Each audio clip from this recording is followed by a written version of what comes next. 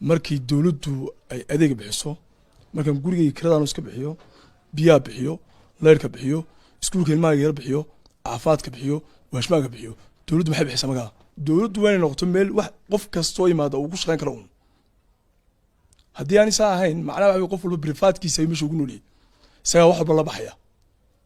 magaa qoyaanada waxaan weydiinayaa oo keliya dawladdu maxay dadka siisaa su-aashan isweydiin waxay horta dawladdu adeeg ma bixisaa waan su-aashiina weydiiyey haddayna waaynu ka boodaynaa waxaan asum garanaynaa dawladdu inay adeeg bixiso kolkaa hargeysanu joognaa biyihii badankeedii ma bixiso caafimaadkii ma bixiso waa fikirkayga da haddii lagu diiday waa gaar waxbarashadii ma bixiso ammaanka laftigiisa waxay bixisaa ammaanka stateka dalka ilaalisaa oo dee military iyo al-shabaab iyo waxbay ka adagta laakiin haddii adiga bela ilahay kuma keena caawa guri kugu soo dhaco si ay kuu soo gaadhayso adigaaga xitaa telefoonada yaqaanaa ma jirto marka horta waa su-aal inaga dhiman oo laga yaabo inaanay maanta mawduuciina aanay ahayn laakiin waa su-aal ka muhiimsan waxaanu ka sheekaysanayno o dhan anigu waxaan isleeyahay waxay dib ugu noqonaysaa xoogaa ah sababtii dowladnimada u samaysanay baynaan malaha aada isu weydiinay markaynu samaysanayna niman baynu islaynay waynu laayeen dowladaan samaysanay isu weydiinaya maxaynu dowladda ka rabnaa waxaa malaya weli ismaynaa weydiin markaa sababta dadku ugu qanacsan yihiin babiya la-aantan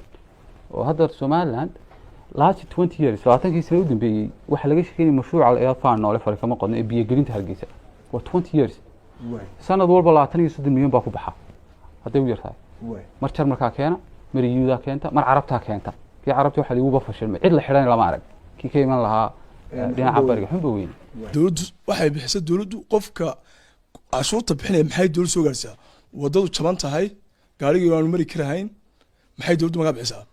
inuu wasiir imaado inuu toonay waxba macnaheeyo sameeyso aniga wax macnaheeyo sameeysa system jira oo isbedelayo qofkii la bedelaaba markuu imaado systemku uu shaqeynayo ma inuu wasiirku isagu shaar ku sito system cusub waxaana ahayd in la yiraahdo caafimaadka dalka maxaa mudnaani noole dabeedna la daadajiyo dawladda hoose la ascaanood loo dhiibo waa halka adeega ku bixin karto xagee lacag ka keenaysa dawladda lacag ma qaato lacag yar way qaadan dawladda hoose dawladda dhaxal lacagta ururisa iyaday tahay inay u kala dhiibto dabadeedna way ku kormeeri kartaa hadda caafimaadka ka cabatid wasiirka caafimaadku wuu caroonaya ilaa isaga hadda adeegii bixiye laakiin hadduu dawladaha hoose u dhiibi lahaa wuu xisaabin kari lahaa wasiirka waxbarashada waa lamid ka biyuhu waa lamid laba ciladood baa jirta mid aan waxaan rahdaa Mogadishu syndrome Soomaaliya waxa ku noqon garan ma xanuunkii Muqdisho inuu ahna waa xanuunkeena ka iska hadlay waxa wax waliba caasimadda jooga marka wax walba waa inaad doonataa caasimadda marka adeegu waa yar yahay meel lagu ku fadhiya dabadeedna budgetka miisaaniyadda baa qoladan loo keenaya miisaaniyadda wasaaradda caafimaadka waxa loo dhiibaya wasaaradda caafimaadka imisa cergaaba ku leedahay ma taqaano imisa boorama ku leedahay ma taqaano leena 99% waxa ku baxaysaa Hargeysa ku baxaysaa taas waa qodobka labaad waxa la yiraahdo Mareykanka ka soo caagay markii dambe xal helay waxa la support system qaniima la yiraahdo qaniimo Mareykanka berigi hore dawladda soo cusbay afat ilaa 100 sano horeeyay madaxweynaha imanaya dawladdu dhanba wada iriya asxaabtiisii ehelkiisii qaarkiisii kuwiisii yaqaaniin ayuu dibay iyana qodobka Axmed ka hadlay ka duulayaan ilaa 5 sanadood kaliya joogaysaa waxaad xadi kartid xad asxaabtaadana waxaad xadi kartid xad haddii wasiir laga dhigo agaasimayaasha kuwa iyaguna kula saaxiiba ayadu dhiibaysaa ilaa 50 sano bisaa ku waday markii dambe xeer bay ka soo saaray inaga qaniimadii bay nagu socotaa madaxweynuhu qaniimo harkaad badna dadkoo dhan wuxuu ka wada dhigayaa iyagu waxay xal u arkeen oo ay go'aanka qaateen waa ku sheegaya hadda Soomaaliland wax walba qabiil baa lagu qaybiyaa wax walba waa ratio qabiil meritocracy ma nimankan waxa ka hadlayaan wax la yiraahdo meritocracy guuleed muxuu yaqaan ama ha qolomiye haddana caafimaadka maamuli karin agaasimaha caafimaadka laga dhigayo Soomaa adigu ma aha laakiin hadda qabiil noqoto waxa laga yaabaa adigu waxa tahay gudoomiyaha cusbitaalka Hargeysa baa laga dhigayaa baaniga la qabiil baa wax lagu qaybinayaa maxay sameeyeen waxa la xadiday madaxweynuhu ciddu magacaabi karay ciidaanu magacaabi karay inaga taas maanta ma xadidna halka qaad ku imanaya waa halkaas wasiirku markaa maxaan jirin civil servant ma jiro shaqaale dawladeed wax la yiraahdo madax bannaan waa madaxweynaha aanay soqoon waxbana aanay ka gelin hadday nacayb iyo jacayltoona aan ku shaqeeyo shaqadooda qura yaqaana oo neutral markaa politically neutral baa la yiraahdaa siyaasiyan ninka shaqaalaha dawladda civil servant-ka waynaanu kulmiye iyo ciidiyo wadani waxa midna ahayn hadda hadii laga yaro uriyo mucaaradka waa eri haduu xaafiska u ololeeyana wuu joogaya وانا وضحينا وين ودا قرayna wadada wada garay taa weynayno abuur hadii doonay mushaar ka baxno hadii kale haduu ka tago musabix ila kulli maalin ka tagay oo mid kale yimaado inta bayntu eriyaabo qolo kale mucaarado yana hadda isleeyeen qaniimada gaara ayaa meeshii imanaya deedna qaniimeynaan ka baxayn mar boqolayna qaniimeysanaysa labada ciladood aan ka waa taasi maxay keenaysaa siyaasad bay keenaysaa in meel walba la siyaasadeeyo hadda cashuurta oo kale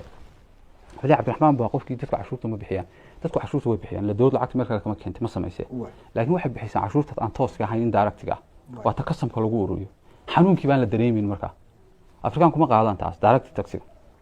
Telesom habshiyo la oran maayo waxa 2 milyan baa sanadkan faa'iideen dawladdu waxay ka qaadaysaa $700,000 si adeegyada ugu bixiso lama oran iyaga waxa laga ma qaado marka ayaa cashuurta bixiya inta masaakiintu baa bixisa dadka masaakiinta hoose marka haddaynu doonayno kolkaa inaynu maamul wanaag la nimaadno musuqmaasuq la nimaadno daahfurnaan la nimaadno dee weynaynu su-aasha weyn isweydiinaa maxaynu doonaynaa hay'adaha qaar baan loo baahnayn matalan oo waqti lumaysa wasaaradda warfaafinta ka mid ah waxa la wax dad dimuqraadi oo leeyahay wasaaradda warfaafinta adduunka ku soo arki maysa oo nooci shuuciyada laga dhaxlay waxa jira wasaaradda isgaarsiinta dawladdu dadka waxna way u sheegtaa waxna way ka dhigaysato waa two ways laakiin informationka berigoor waxa la oran jiray Ministry of Propaganda martan magaca laga bedelay halka wasaaradda difaaca laga oran jiray Ministry of War halka inagoo kale Ministry of Propaganda ma baahna waxa la xooga baahay ma jirto waa in radio Hargeysa iyo kuwan noqdaan public wax umadu leedahay waan xisbina aqoon oo qofka haysta aanu xisbi aqoon oo madaxweynaha haddana anigu dhaliilayo oranay kaale oo fadhiiso dhaliil BBC khaatiyaan bay ka taagan yihiin ra'iisul wasaare Ingiriis yaa lacagta siiyo BBC xasiya transparency kaasiya marka waxa naga khaldanay ma yara siyaasadna maaha mid quraan ku soo koobaya